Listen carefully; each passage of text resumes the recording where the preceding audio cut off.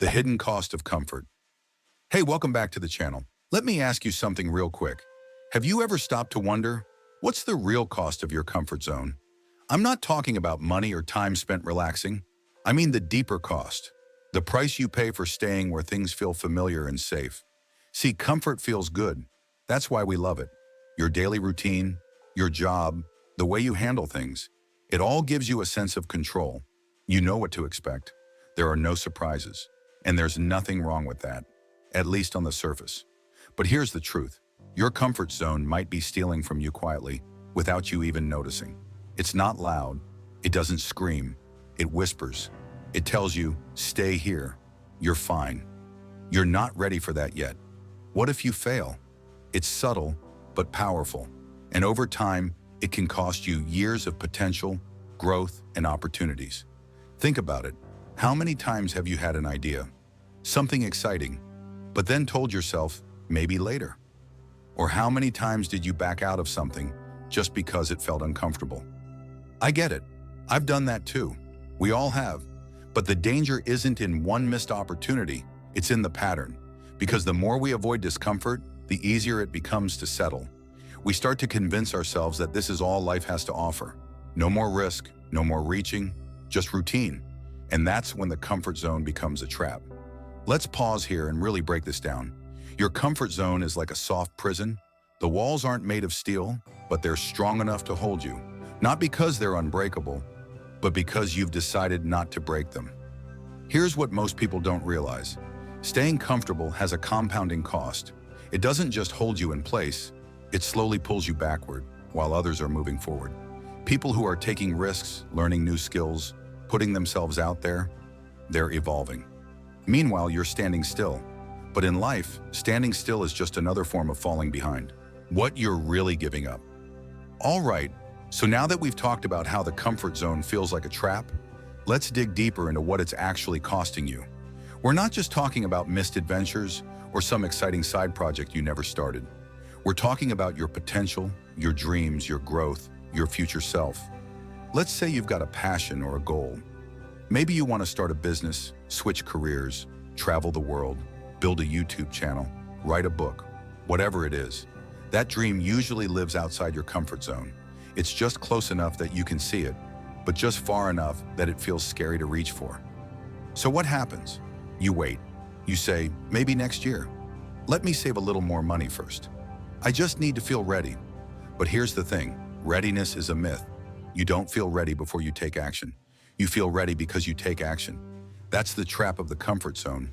It convinces you that preparation comes first, that the stars need to align, but they won't. You become stuck in an endless loop of almost. Meanwhile, time is ticking. And this isn't about hustle culture or burning yourself out. It's about recognizing that every day spent doing the same thing is a day you're not moving forward. You're trading growth for safety. You're trading discovery for routine. You're trading the unknown, which is scary but full of potential, for the familiar, which feels nice but keeps you small. Let's talk real-life examples. You've probably seen someone in your life who's talented, maybe even more talented than you. But they never take action. They stay in the same job, in the same city, doing the same things for years. And it's not because they're lazy, it's because they're comfortable. And the scary part? They don't even realize what they're losing. Because the comfort zone doesn't take everything from you all at once. It takes it little by little. Your dreams, delayed. Your energy, diminished. Your ambition, muted. Until one day you wake up and think, is this all there is? The truth is, the longer you stay in your comfort zone, the more it starts to shape your identity. You stop seeing yourself as someone who takes risks. You stop believing that you're capable of more. And that shift, that quiet lowering of your self-image, that's the true cost.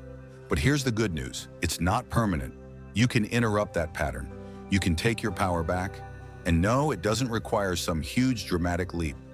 You don't need to quit your job tomorrow or move across the world. It starts with small steps. Breaking out, one step at a time, all right. So we've talked about the comfort zone, what it is, how it slowly takes from you, and what you're really giving up when you stay stuck there. Now let's shift the focus to action, because awareness is powerful, but it's not enough on its own. You've got to do something with it. So How do you actually start stepping out of your comfort zone in a way that feels real, but not overwhelming? It starts small, really small. Forget the big dramatic leaps. Forget the all or nothing mindset. That's usually what scares people back into the zone of safety. Here's what I've learned.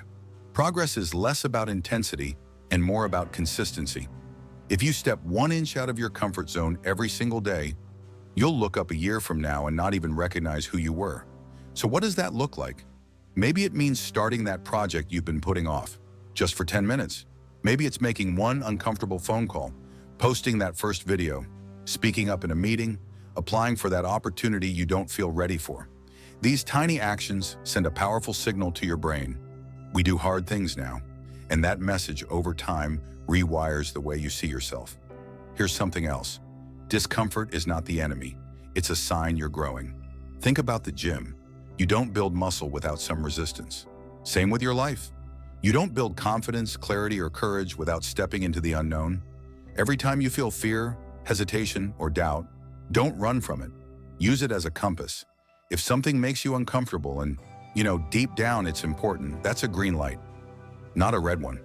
Now look, I'm not saying this is easy. There will be days when it feels awkward, exhausting, maybe even scary. You'll want to retreat. That's normal. But that's also the moment you need to lean in, because right on the other side of that resistance is your growth. That's where confidence is built. That's where new doors start to open. That's where you begin becoming the version of yourself you've always wanted to be.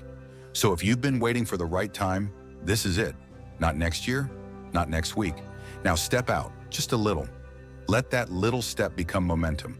Let that momentum build into a new reality.